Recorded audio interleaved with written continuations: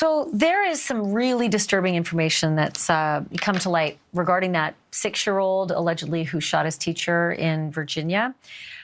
It turns out that the little boy had quite a history of violence. And I'm just going to list off some of these things. It's hard to believe we're talking about a 6-year-old first grader, but here we go.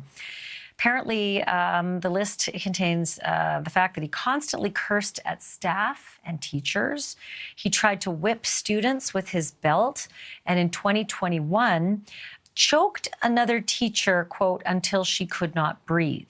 That teacher spoke to the Associated Press anonymously, fearing retaliation, said that the boy apparently came up behind her as she sat in a chair in the front of the class and then locked his forearms in front of her neck, pulling back and down. And in order for her to be able to break free from this grip and breathe, a teaching assistant had to pull the child off of her. This is her quote. She says, "I didn't feel safe for the rest of the year because I knew if they didn't protect me when he choked me and I couldn't breathe, then they wouldn't protect me, my kids, or my colleagues if he did something not as harmful." She reported the incident to the school officials, said she didn't feel she got the support she needed. The boy was moved to another school. And as we know, Abigail Werner, the teacher who became his first grade teacher, was shot at the front of her classroom. I want to bring in John Duffy. He's a clinical psychologist. He's the author of Parenting the New Teen in the Age of Anxiety.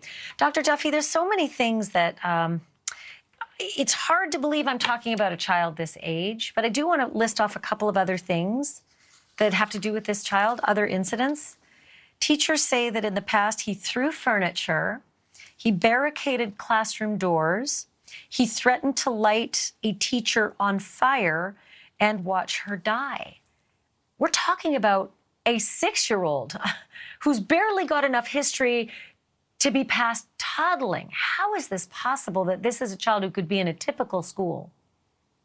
I'm glad, Ashleigh, that you are continuously pointing out that we are talking about a child who is so young. For those of us who think this couldn't possibly be true of a 6-year-old child, this does happen on occasion where we see these severe behavior problems. But this boy's one thing after another, and you do feel like, okay, the system should be fully aware that we've got a serious behavior problem with this boy, with violence woven into a lot of this behavior. And this goes back to your point, more than a year, to back when he was 5, maybe 4 years old. And somewhere the system has failed not just this child, but this teacher and the other students in that classroom that day. It is alarming, and one wonders, where does this come from? Does this come from upbringing? Does this come from something genetic? These are questions that are forever we're asking ourselves. Well, you know something? I'm glad you said that, Dr. Duffy, because a lot of people are very quick to blame the parents. And, you know, I feel for Abigail Werner because she was shot. As a teacher, she was shot, and she was still a hero, and she still ushered all those other kids out of that classroom and got them to safety. But special needs are an extraordinarily misunderstood problem with a lot of kids. And school districts are struggling under the burden of how to accommodate for these children in the classroom. They're doing their best. They're bringing in as many aides as they can afford, but not everybody can afford the kind of aid that this kid needed. It turns out the parents used to be in class with him every day, and that this was one of the first days, if not the first, where he was unassisted by a parent. And this is, you know, what allegedly happened. But beyond that, isn't there a point where if you have a history like this, the typical school system is just not appropriate? The exposure to the other typical children is just not appropriate for either. He doesn't have the support he needs in the typical system, and the typical kids can't be exposed to that kind of violence. Absolutely. So you're absolutely right. First of all, we can't diminish how heroic the systems are that take care of kids with special needs, especially special behavioral needs. These are really, really difficult cases. It's really hard to craft a system that has all the infrastructure necessary to keep these kids safe and to keep the people around them safe.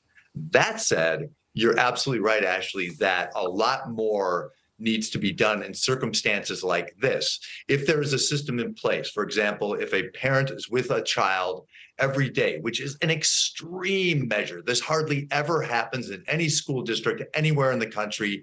It's expensive, it's inconvenience. So if they're going that far, this kid needs a lot of help. And to take a day off of that, you can see where that one breach, that one day can make an enormous.